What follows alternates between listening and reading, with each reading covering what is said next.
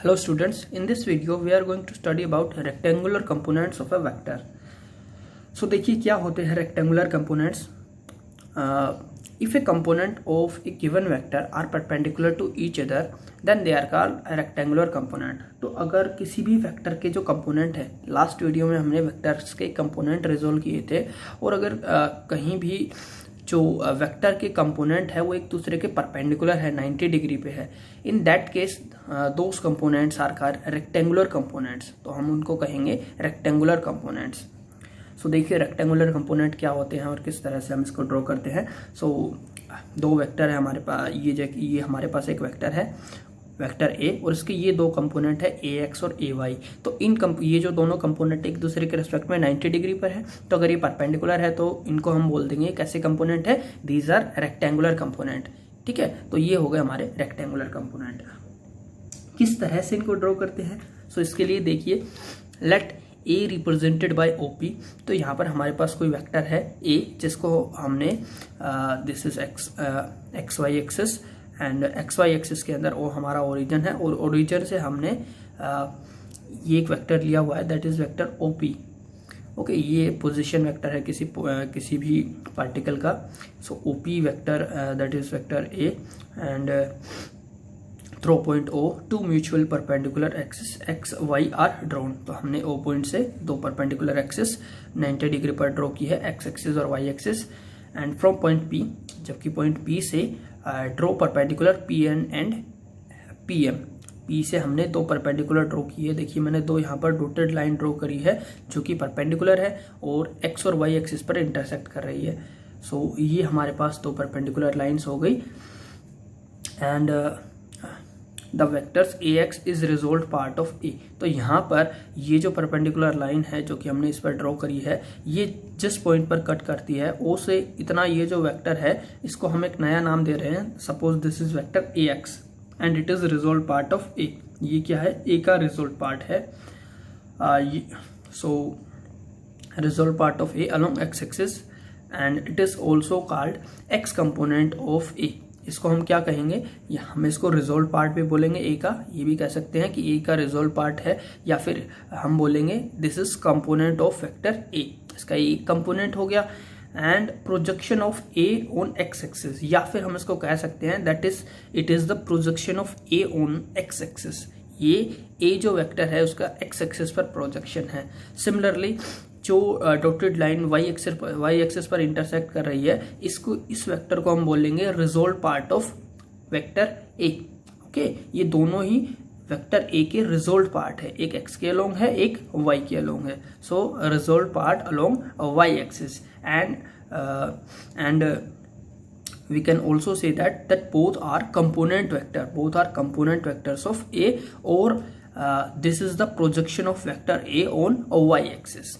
ठीक है, तो देखिए आप इसके नाम याद रखिए, कई बार हम इसके अलग अलग नाम यूज करेंगे. सो दोनों को हम क्या कहेंगे? ये हमारा वेक्टर ए है. जब हम पॉइंट पी से परपेंडिकुलर लाइन ड्रॉ करते हैं एक्स और वाई एक्सिस पर, जिस पॉइंट पर इंटरसेक्ट करती है वहां पर हमने दो नए वेक्टर्स बना लिए, और ये जो दोनों वेक्टर्स है इनको हम कहेंगे या तो कंपोनेंट्स ऑफ ए, कि ये ए के कंपोनेंट है, या हम बोलेंगे रिजोल्व पार्ट ऑफ ए, कि ये इसका रिजोल्व पार्ट है. और we can say that this is the projection of vector A on x axis and this is the projection of vector A on Y axis.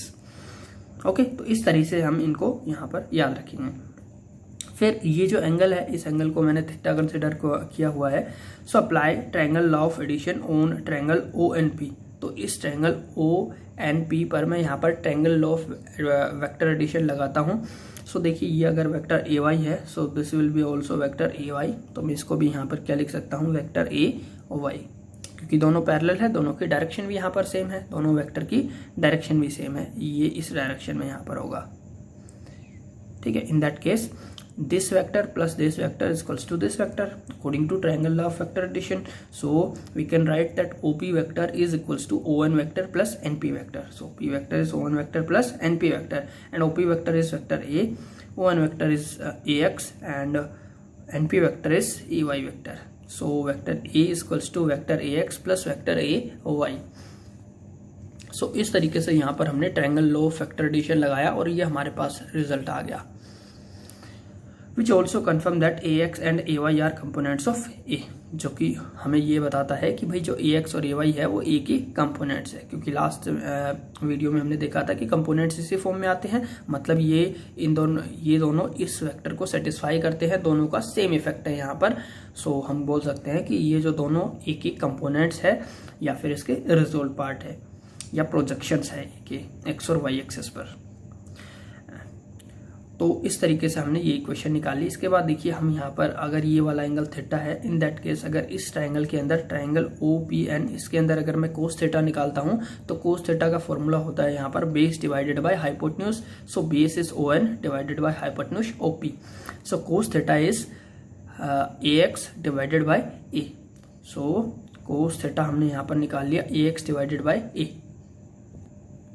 So cos theta equals to AX by A को हम लिख सकते हैं AX equals to A cos theta. Okay, ये हमारे पास एक equation आ गई जिसको मैंने नाम दे दिया इक्वेशन सेकेंड।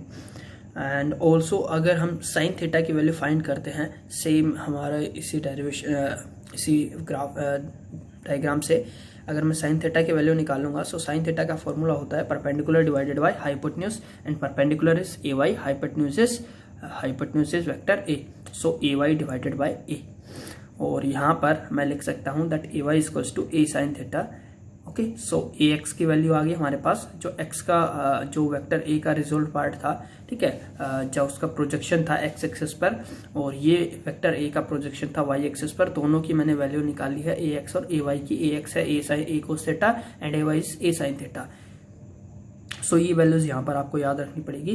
एंड इसके बाद हम क्या करते हैं, इक्वेशन सेकेंड और इक्वेशन थर्ड दोनों का स्क्वायर करके हम दोनों को ऐड कर देते हैं। सो देखिए इधर AX का स्क्वायर AY का स्क्वायर दोनों को मैंने ऐड कर दिया। सिमिलरली राइट हैंड साइड भी A कोस थीटा और A साइन थीटा दोनों का स्क्वायर किया। सो A square cos square theta plus A square sine square theta, और मैंने दोनों को यहाँ पर ऐड भी कर दिया है। अब देखिए यहाँ पर A स्क्वायर कॉमन आ जाएगा, अगर A स्क्वायर कॉमन आता है तो यहाँ पर बचेगा cos square theta plus sine square theta. So A square into cos square theta plus sine square theta, और cos square theta plus sine square theta होता है यहाँ पर 1। So this is 1 and we can write that A is under root of AX square plus AY का square. So ये तो 1 हो गया, यहाँ से स्क्वायर हटेगा तो दूसरी तरफ स्क्वायर रूट चला जाएगा। सो A आ जाएगा under root AX square plus AY का square. And this equation give the magnitude of given vector in term of magnitude of components of given vector। तो ये जो टर्म है ये हमें बताती है जो रिजल्टेंट वेक्टर है हमारा, ठीक है, जो मेन हमारा वेक्टर है उसका जो मैग्नीट्यूड है वो कितना होगा in term of its component, उसके कंपोनेंट्स की टर्म में। कि अगर आपको कंपोनेंट्स पते हैं तो कंपोनेंट से आप जो हमारा दिया हुआ वेक्टर है उसका आप मैग्नीट्यूड फाइंड आउट कर सकते हो इस फॉर्मूले की मदद से। And if I and J are unit vector along X and Y axis, तो अगर X एक्सिस के आप अलोंग आप यूनिट वेक्टर यहाँ पर ले लेते हो वेक्टर I, और अगर आप Y एक्सिस के अलोंग यूनिट वेक्टर यहाँ पर ले लेते हो unit vector J, in that case जो हमारे पास इक्वेशन आई थी, सो हमारे पास इक्वेशन थी that A is equals to AX plus AY, ये हमारे पास इक्वेशन आई थी। अब देखिए ये जो AX है इसको मैं क्या लिख सकता हूँ, मैंने आपको यहाँ पर यूनिट वेक्टर का एक फॉर्मूला बताया था चैप्टर के शुरुआत में।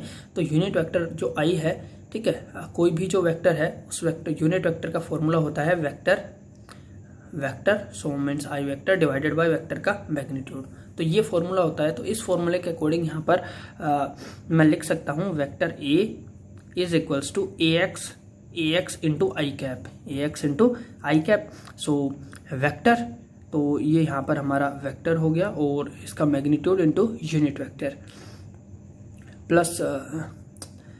प्लस AY, इसका मैग्नीट्यूड हो गया AY और साथ में इसका यूनिट वेक्टर हो गया J, इसके अलोंग यूनिट वेक्टर हो गया J। तो मैं इसको इस फॉर्म में भी यहाँ पर ऐसे भी लिख सकता हूँ, ठीक है, जिस तरीके से हमने यहाँ पर पोजीशन कोऑर्डिनेट जैसे हमने पोजीशन वेक्टर समझाया था सेम उसी टर्म में। So here I can write that AX is equals to AX vector AX is equals to AX into I cap, क्योंकि देखिए AX जो है इसका मैग्नीट्यूड तो हो गया AX और इसकी डायरेक्शन हो गई I, तो इसमें दोनों टर्म होगी मैग्नीट्यूड भी डायरेक्शन भी। तो इसको हम इस तरह से लिख सकते हैं। सिमिलरली जो AY है उसको यहाँ पर हम लिख सकते हैं AY can be written that AY into its magnitude into its direction that is along J। So vector A is that is A X plus A Y, इसको हमने लिख दिया vector A is A X I cap plus A Y J cap, and also A X equals to A cos theta and A Y equals to A sine theta. तो इस तरीके से यहाँ पर हमने, हमारे पास एक वेक्टर था, उसके जो परपेंडिकुलर कंपोनेंट्स है उनको हमने बोला rectangular components, rectangular components of vector ए, और वो जो रेक्टेंगुलर कंपोनेंट है उनकी हमने वैल्यू भी निकाली है। फर्स्ट हमारा रेक्टेंगुलर कंपोनेंट जो कि एक्स के अलोंग है, जिसको हमने बोला है रिजोल्व पार्ट ऑफ ए, या फिर हम इसको बोलते थे projection of vector A on x axis, इसकी वैल्यू आई हमारे पास ए कोस थीटा, और जो वाई के अलोंग रिजोल्व पार्ट है या फिर projection of vector A along Y axis that is A sine theta. तो ये दोनों वैल्यूज यहाँ पर आपको याद रखनी है कि एक्स के अलोंग जो हमारा रिजोल्व पार्ट होता है उसकी वैल्यू होती है ए कोस थीटा, और वाई के अलोंग जो रिजोल्व पार्ट होता है उसकी वैल्यू होती है ए साइन थीटा। प्लस आपको रिजल्टेंट वेक्टर का मैग्नीट्यूड निकालना है, तो आपके पास फॉर्मूला है अंडर रूट ए एक्स स्क्वायर प्लस ए वाई का स्क्वायर, एंड यहां पर आपको इस फॉर्म में भी वेक्टर्स को लिख सकते हैं। ओके, नेक्स्ट इसमें बात करते हैं हम रिजल्टेंट की डायरेक्शन की। ये जो हमारा वेक्टर है, ये वेक्टर किस डायरेक्शन में होगा, तो इसके लिए हम यहाँ पर थीटा निकालते हैं और टेन की फॉर्म में निकालते हैं हम टेन थीटा। सो टेन थीटा क्या होता है, tan theta is perpendicular divided by base, this is theta, so this is perpendicular and this is base, so means tan theta is ay divided by ax, or we can say that theta is tan inverse ay divided by ax। तो अगर यहाँ पर आपको rectangular components पता है, A x और A Y की value पता है, दोनों का मैग्नीट्यूड पता है, तो यहाँ पर आप जो आपका वेक्टर है, रिजल्टेंट वेक्टर है, उसका आप यहाँ पर एंगल निकाल सकते हो कि वो किस डायरेक्शन में है। ओके, नेक्स्ट यहाँ पर हम बात करते हैं resolution of A position vector in rectangular component. तो जो हमारा पोजीशन वेक्टर है उसके हम रेक्टेंगुलर कंपोनेंट जो है उसको रिजोल्व करेंगे। सो ओपी जो है ये यहाँ पर हमारा पोजीशन वेक्टर है, और इसके पोजीशन कोऑर्डिनेट्स दिए हुए हैं एक्स और वाई। So x Y are its position coordinate, suppose this is vector r, and तो पी पॉइंट से हम परपेंडिकुलर ड्रॉ करते हैं। सो एक इंटरसेक्ट कर रहा है एम पॉइंट पर और वाई एक्सिस पर इंटरसेक्ट कर रहा है एन पॉइंट पर। सो जो ओ एम है ये होगा, इसकी वैल्यू कितनी होगी, एक्स कंपोनेंट हो गया एक्स, आई जो है वो यूनिट वेक्टर है along the x axis. Similarly यहाँ पर ये इंटरसेक्ट कर रहा है वाई डिस्टेंस पर, सो ये हो गया वाई वेक्टर और इसका यूनिट वेक्टर हो गया जे। ये अगर y है तो ये भी यहाँ पर y है, और ये अगर x है तो ये भी यहाँ पर x हो गया। So in that case according to triangle law of vector addition in triangle OPM, so इस ट्रायंगल के अंदर हम triangle law of vector addition लगाएंगे। So OP equals to PM plus OM, और we can write that R equals to x plus y। x के along unit vector i और y के along unit vector है यहाँ पर j। So this is unit vector j, and if you find the magnitude of r, then the magnitude of r will be, so उसका magnitude अगर निकालना है तो मैग्नीट्यूड के लिए हमारे पास पीछे हमने फॉर्मूला निकाला था। सो x का स्क्वायर और y का स्क्वायर, और यहाँ पर ये आप समझ सकते हैं कि एक राइट एंगल ट्रायंगल है, तो डायरेक्ट आप यहाँ पर पाइथागोरस थ्योरम भी यूज कर सकते हैं। सो OP का स्क्वायर इक्वल्स टू OM का स्क्वायर प्लस MP का स्क्वायर, और we can write that OP equals to under root of OM का स्क्वायर प्लस MP का square. So OP equals to under root of OM का square plus OP का square. OM की value जो है, OM जो है इसका जो मैग्नीट्यूड है that is x, so x square. PM का मैग्नीट्यूड यहाँ पर y है, so y square. So R is under root x square plus y square. और अगर यहाँ पर आप x और y की वैल्यू निकालना चाहते हैं तो ये एंगल देखिए यहाँ पर थीटा है। सो ये जो है ये कितना हो जाएगा, x कोस थीटा, और ये हो जाएगा यहाँ पर x equals to r cos theta. ठीक है, जो ये वेक्टर है इसका प्रोजेक्शन यहाँ पर, ठीक है। सो r इंटू में cos of this angle that is theta, so x equals to r cos theta and y equals to r sine theta. ठीक है, ये हमने पीछे यहाँ पर निकाला था, सिमिलर प्रोसेस से हम यहाँ पर निकाल सकते हैं। ठीक है, कोस थीटा अगर हम निकालेंगे तो ये फॉर्मूला यहाँ पर लग जाएगा, base divided by hypotenuse means x divided by r, और we can say that r equals to x cos theta. और सिमिलरली अगर हम साइन थीटा निकालेंगे so perpendicular divided by hypotenuse means y divided by r। So sine theta equals to y divided by r, और r equals to y equals to r sine theta. Okay, so देखिए, अगर हमारे पास कोई भी एक vector है, suppose ये हमारे पास एक वेक्टर है, दैट इज वेक्टर आर, तो यहाँ पर इसके जो परपेंडिकुलर कंपोनेंट्स होंगे उनको हम बोलते हैं रेक्टेंगुलर कंपोनेंट। तो उसको ड्रॉ करने के लिए क्या करना पड़ता है, यहाँ पर इस वेक्टर के अलोंग आप एक्स वाई एक्सिस कंसिडर कर लो।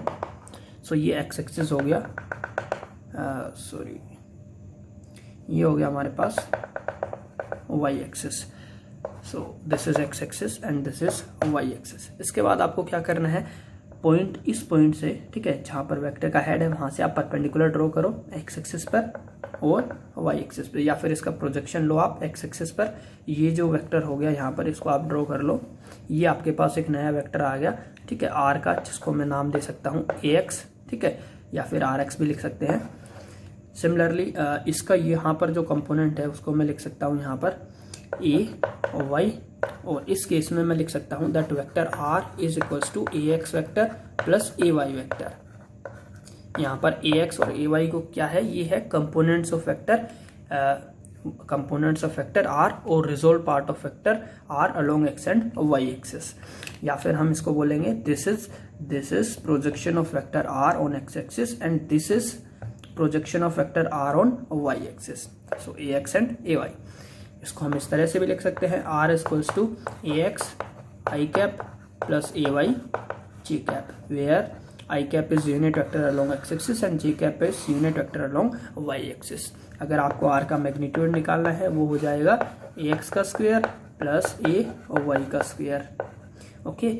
और यहाँ पर ए एक्स की वैल्यू यहाँ पर होगी A X is equals to are cos theta if this angle is theta, और ए वाई जो है इसकी वैल्यू होगी यहाँ पर आर साइन थीटा। तो देखिए रिजल्ट बिल्कुल सेम है, सिर्फ मैंने वेक्टर यहाँ पर डिफरेंट लिया है। वहाँ पर हमारा वेक्टर ए था, उसके कंपोनेंट थे ए एक्स और ए वाई, यहाँ पर वेक्टर आर है, इसके कंपोनेंट हो गया ए एक्स और ए वाई। तो इस तरीके से यहाँ पर आप निकालते हैं। अब देखिए आप एक एग्जाम्पल देखिए, उस एग्जाम्पल से हम इसको समझते हैं। सो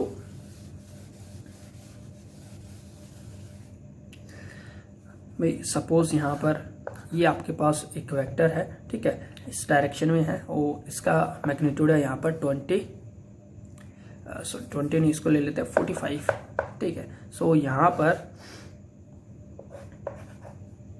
इसके मैं दो कंपोनेंट रिजोल्व कर सकता हूँ। एक तो ये वाला कंपोनेंट हो जाएगा जो कि होगा, अगर ये एंगल यहाँ पर है 45 डिग्री का, इन दैट केस मैं यहाँ पर ये जो हमारा वेक्टर है और ये जो वेक्टर है, तो इसको देखिए, ये अगर वेक्टर ए है तो ये हो गया ए एक्स, इसका एक्स कंपोनेंट, और ये हो गया ए वाई, इसका वाई कंपोनेंट।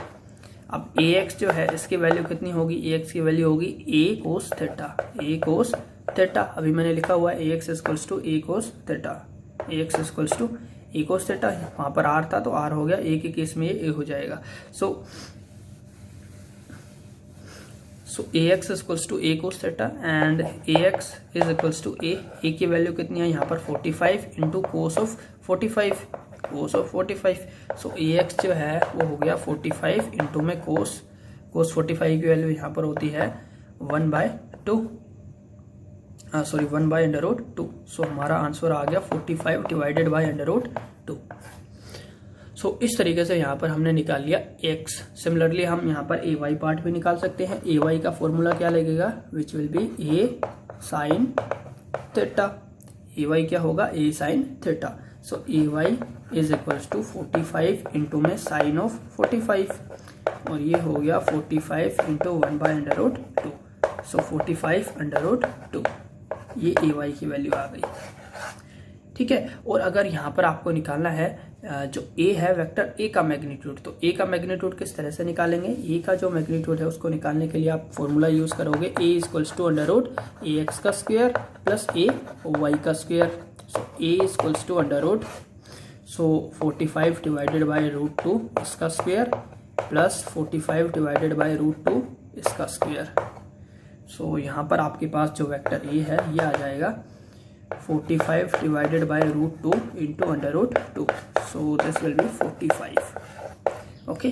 तो इस तरीके से यहाँ पर आप जो रिजल्टेंट वेक्टर है उसका मैग्नीट्यूड कितना है 45। अगर आपको ये वैल्यूज पता है तो यहाँ से आप इसका मैग्नीट्यूड भी निकाल सकते हैं, ओके।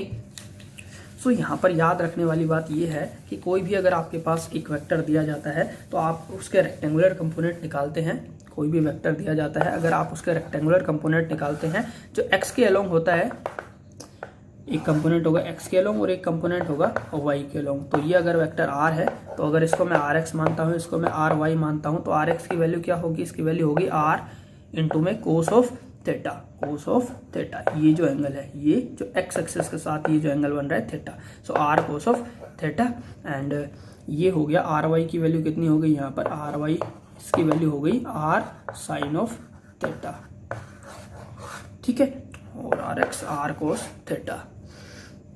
अच्छा, अब देखिए ये जो यहाँ पर मैंने इसको कोस थीटा लिया, ये मैं कब लूंगा कोस थीटा, जब हमारा एंगल ये वाला है। अगर सपोज ये एंगल नहीं है, आपको ये एंगल पता है, ये एंगल दिया हुआ है थीटा, इन दैट केस जो आपके कंपोनेंट्स होंगे वो यहाँ पर डिफरेंट हो जाएंगे, उनकी वैल्यू यहाँ पर चेंज हो जाएगी।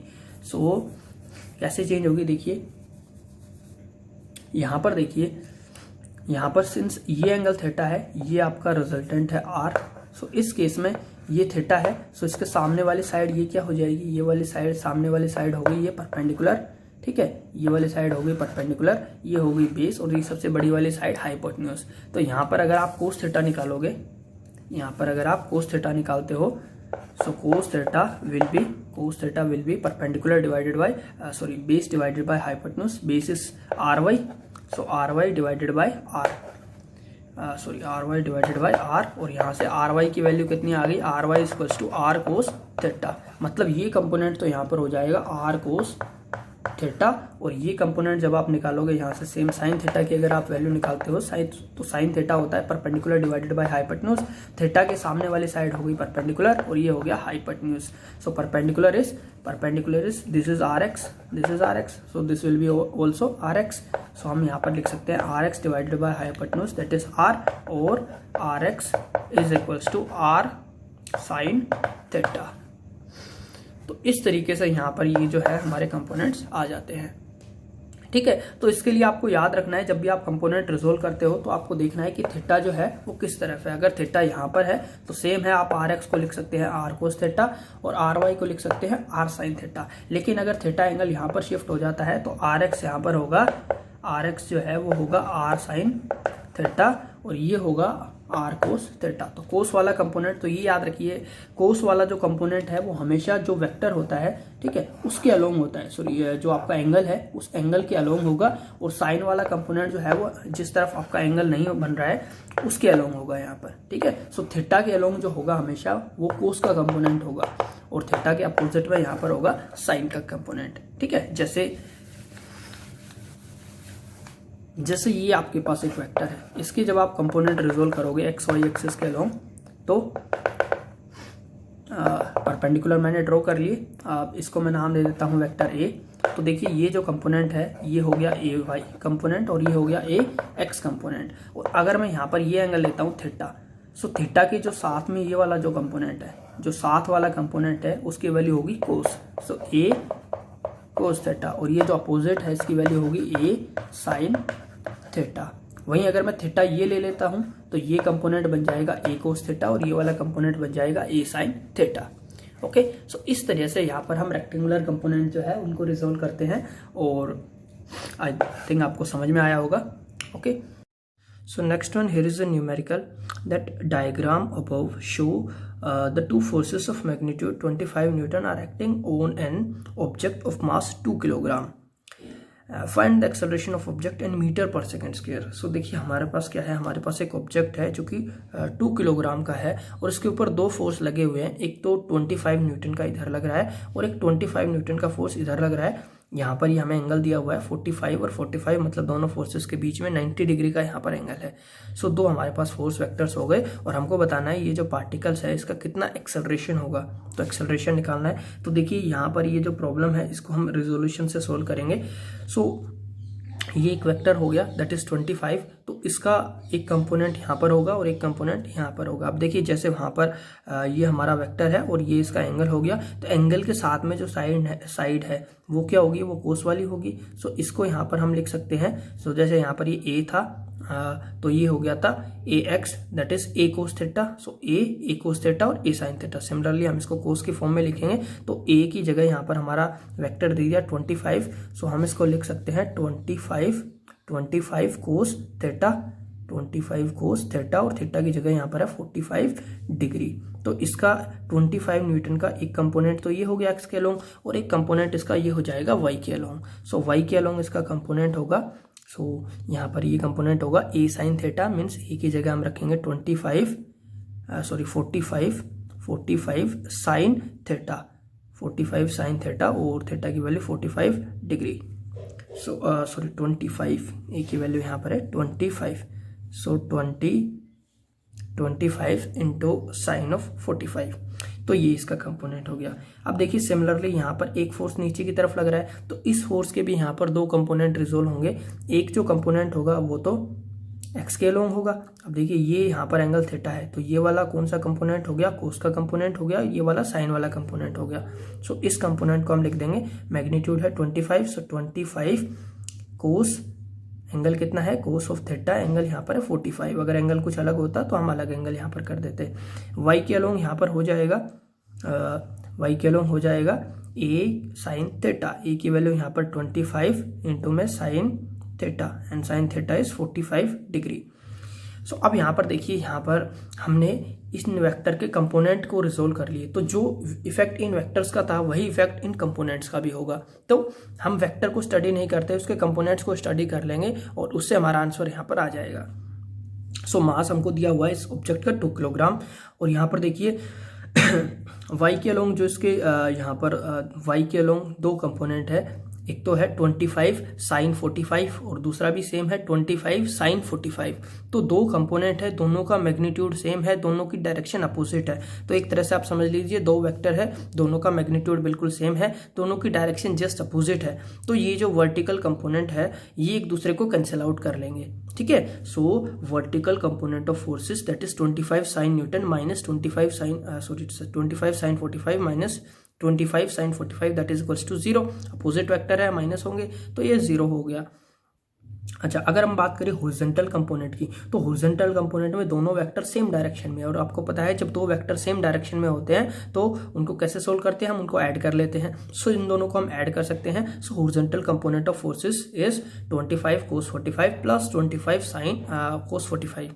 तो ये इसको आप सोल्व करोगे, cos 45 की वैल्यू हो जाएगी 1/√2 और इसको आप सोल्व करोगे तो आपको मिलेगा 35.35 न्यूटन। तो ये आपका आ गया हॉरिजॉन्टल कंपोनेंट ऑफ फोर्स।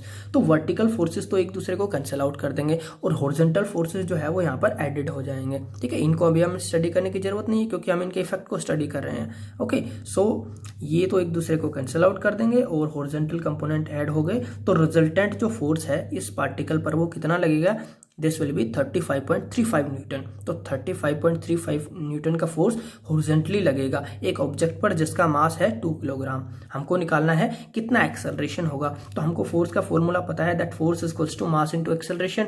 तो यहां से अगर मैं एक्सेलरेशन निकालना चाहूंगा तो एक्सेलरेशन हो जाएगा फोर्स डिवाइडेड बाय मास।